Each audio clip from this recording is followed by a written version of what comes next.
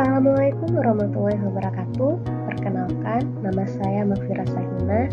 Saya adalah peserta Latsar CPNS tahun 2021 Angkatan 5. Saya bekerja pada kantor wilayah Kementerian Agama Provinsi Aceh. Di sini saya akan mereview dan memberikan contoh dari etika publik.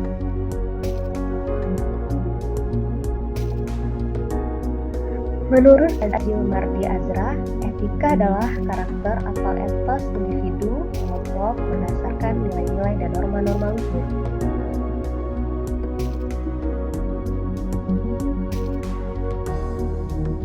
Tahukah kalian apa itu pengertian dari etika publik, integritas publik, dan kode etik?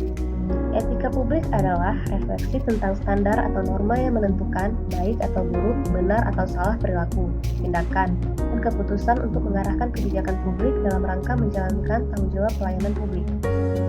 Integritas publik menurut para pemimpin dan pejabat publik untuk memiliki komitmen moral dengan mempertimbangkan keseimbangan antara penilaian kelembagaan, dimensi-dimensi pribadi, dan kebijaksanaan dalam pelayanan publik. Sedangkan kode etik adalah peraturan yang mengatur tingkah laku dalam suatu kelompok khusus. Sudut pandangnya hanya ditunjuk pada hal-hal prinsip dalam bentuk ketentuan-ketentuan tertulis.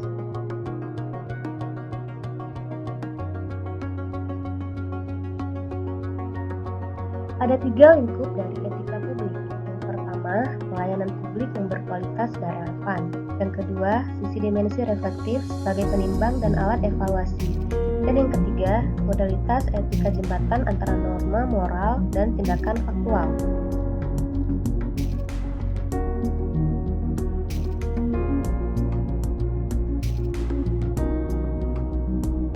Dimensi etika publik terdiri dari dimensi tindakan integritas publik, dimensi kualitas pelayanan publik, dan dimensi modalitas.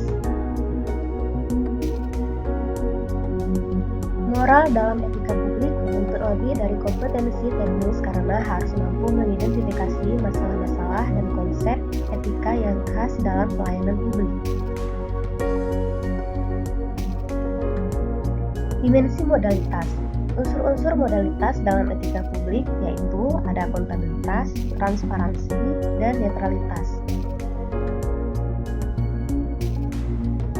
Dimensi dari tindakan integritas publik.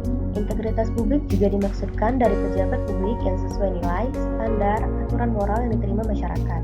Integritas publik juga merupakan niat baik seorang pejabat publik yang didukung oleh institusi sosial seperti hukum, aturan, kebiasaan, dan sistem pengawas.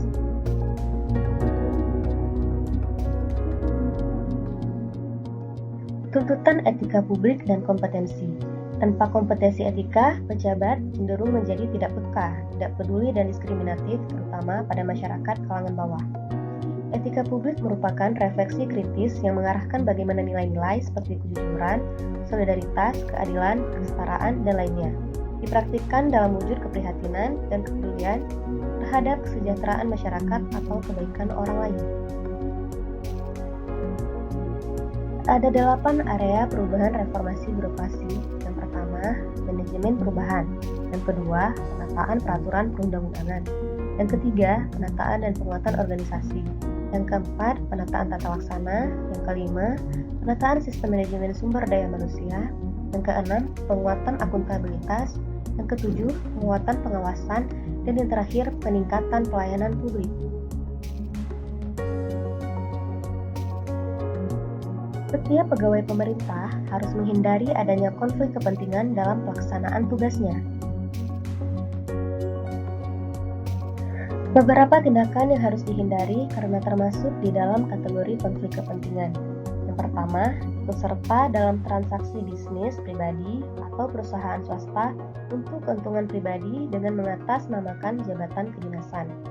Yang kedua, membicarakan masa depan peluang kerja di luar instansi pada saat ia berada dalam tugas-tugas sebagai pejabat pemerintahan. Yang ketiga, menerima segala bentuk hadiah dari pihak swasta pada saat ia melaksanakan transaksi untuk kepentingan kedinasan atau kepentingan pemerintah. Yang keempat, membocorkan informasi komersial atau ekonomis yang bersifat rahasia kepada pihak-pihak yang tidak berhak. Dan yang terakhir, terlalu erat berurusan dengan orang-orang di luar instansi pemerintah yang dalam menjalankan bisnis pokoknya tergantung kepada izin pemerintah. Ada beberapa sumber-sumber kode etik dari aparatur sipil negara. Yang pertama, Peraturan Pemerintah Nomor 11 Tahun 1959. Yang kedua, Peraturan Pemerintah Nomor 21 Tahun 1975. Yang ketiga, Peraturan Pemerintah Nomor 30 Tahun 1980. Yang keempat, Peraturan Pemerintah Nomor 42 Tahun 2004. Yang kelima, Peraturan Pemerintah Nomor 53 Tahun 2010. Dan yang keenam, Peraturan Pemerintah Nomor 5 Tahun 2014. Simaklah video berikut ini. Pemirsa, seorang pegawai negeri sipil di Dinas Kependudukan dan Catatan Sipil Kabupaten Jeneponto, Sulawesi Selatan marah besar di depan warga yang hendak mengurus administrasi kependudukan. Emosinya tersulut karena dituding melakukan pungli dalam setiap pengurusan administrasi. Ya, saya melayani. Yang penting sekalian pesertaan melakukan. Melayani KTP, surat pengadaan dan desa. Desa Pusat Kecamatan. Masih milik saya. Saya yang terima. Emosi pegawai Dinas Catatan Sipil dan Kependudukan Kabupaten Jeneponto, Sulawesi Selatan ini meluap di hadapan warga yang sedang mengurus administrasi di ruang pelayanan pengurusan surat administrasi kependudukan. Ia marah karena tak terima mendengar sebagian warga menudingnya menerima uang atau melakukan pungutan liar di setiap pengurusan surat-surat kependudukan.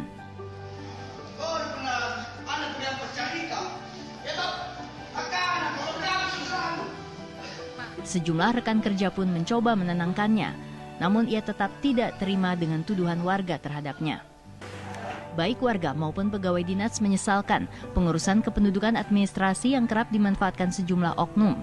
Mereka menjanjikan pengurusan cepat dan mudah asalkan warga mau membayar sesuai permintaan mulai dari Rp50.000 hingga Rp100.000. Petugas kepolisian yang mendapat laporan keributan di tempat ini langsung datang dan mengamankan lokasi.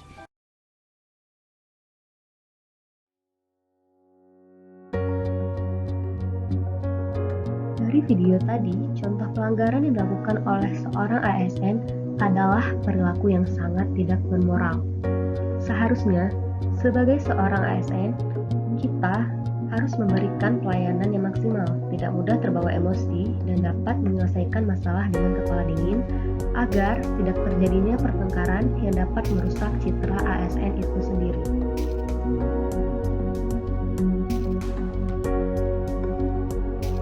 Sekian review materi dan contoh dari etika publik. Semoga bermanfaat.